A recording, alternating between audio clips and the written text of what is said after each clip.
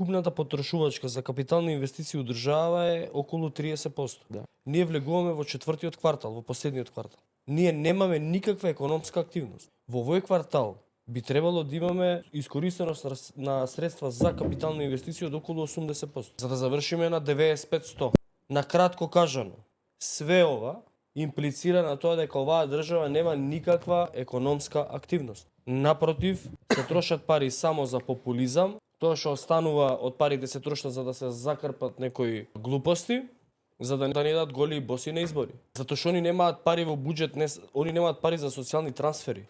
И они парите што за капитални инвестиции ги трошат за враќање кредити, например, за покривање на буџетски дупки за овие социјални трансфери. Затоа што они за година и нешто успеа да ја доведат државата да биде монетарно неликвидна. 950 милиони евра се имаме задолжено на домашен пазар. Значи државата има абсорбирано 1 милиарда евра од економијата. Пари извадено од жебот на граѓаните. И граѓаните ги треба нивните пари после тоа пак да ги вратат уште еднаш со камата кон домашните банки.